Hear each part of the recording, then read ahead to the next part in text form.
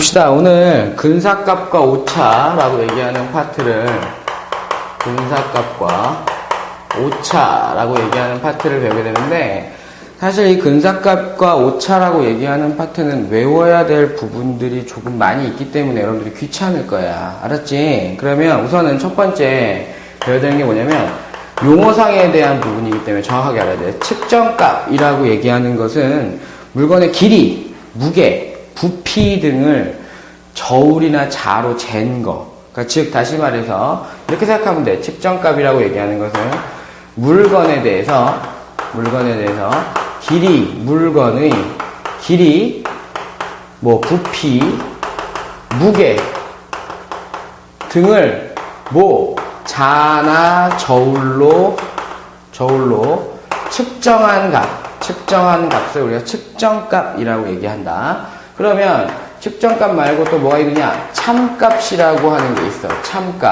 참값이라고 얘기하는 것은 실제 값이야. 실제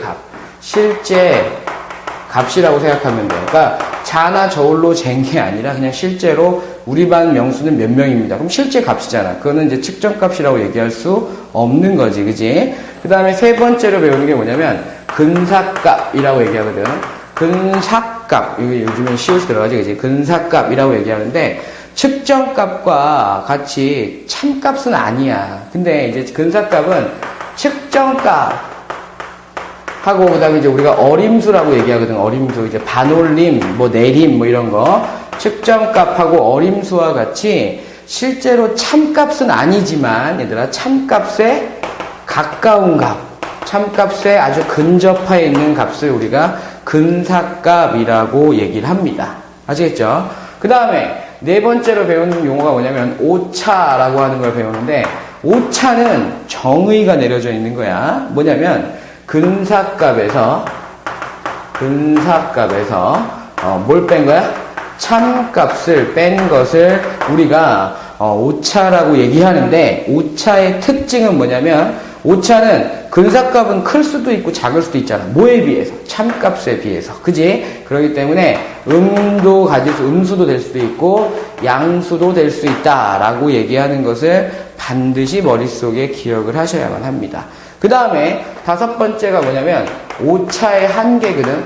오차의 한계라고 얘기하는데, 이것도 얘들아 뭐라고 얘기를 하냐면 오차에 대해서 근사값에 대한 오차의 절대값이 어떠한 숫자 이하인 그 값을, 가장 큰 값을 오차의 한계라고 얘기합니다. 아시겠습니까? 오차의 한계라고 얘기하는 건 오차의 절대값. 왜 절대값이 와요? 그러면 근사값에서 참값을 뺐을 때 음량을 다 가질 수 있으니까 절대값을 씌운 것이 그거보다 작거나 같은 상태를 우리가 오차의 한계라고 얘기하는 거야. 무슨 말인지 알겠지? 그러면 오차의 한계, 사실은 여기까지 1번, 2번, 3번, 4번은 알겠는데 오차의 한계가 잘 와닿지가 않는단 말이야. 그래서 오차의 한계를 구하는 방법을 알려주는 거야. 이제 구하는 방법을 알려주는데, 오차의 한계, 그러면 오차가 어디까지 갈 수 있는지를 보자는 소리야. 예를 들어서 한번 해보자. 예를 들어서 야구장에 여학생들 별로 좋아하지 않지만 관중이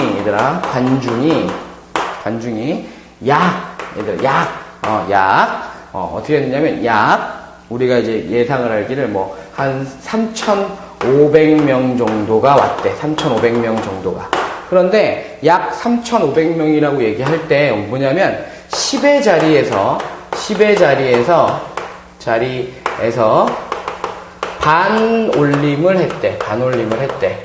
라고 얘기하면 우리가 오차의 한계가 얼마입니까? 라고 얘기할 수 있잖아. 그런데 사실 정확하게 얘기하면 오차의 한계를 왜 구합니까? 라고 얘기하면 참값이 얼마인지, 얼마 안에 있는지를 확인하기 위해서요. 참값을 확인하기 위해서 우리가 오차의 한계를 구한단 말이야. 그러면 3,500명이 된다라고 얘기하면, 반올림에서 3,500명이라고 얘기하면 이런 뜻이지, 3,450명보다는 그지? 크거나 같고요.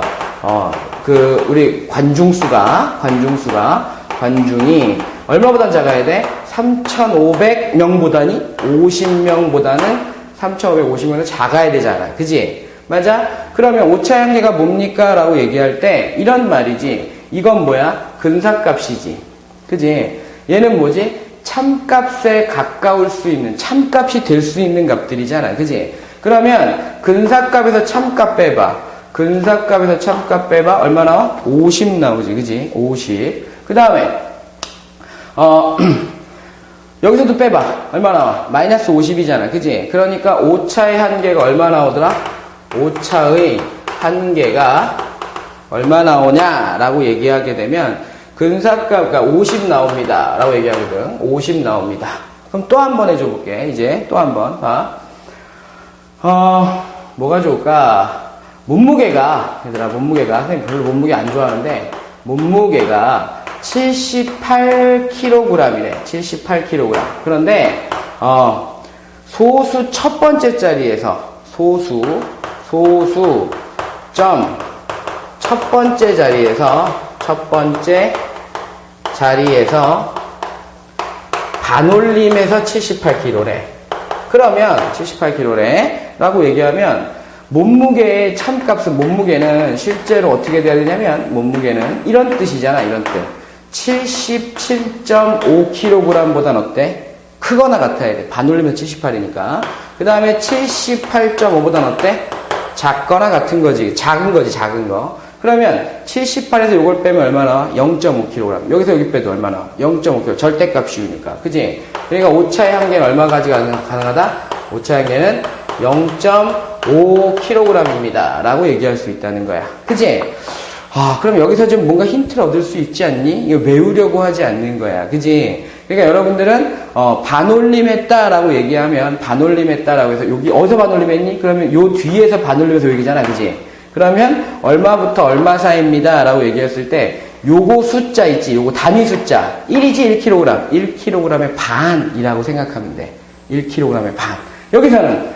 여기서 여기 올리는 거잖아. 요거 숫자의 반, 얼마야? 단위 숫자 1이지? 100이잖아, 100.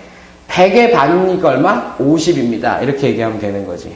외우지 않게 하려고 하는 거야. 그 다음에 이번에는 이렇게 하려고. 똑같은 건데, 몸무게가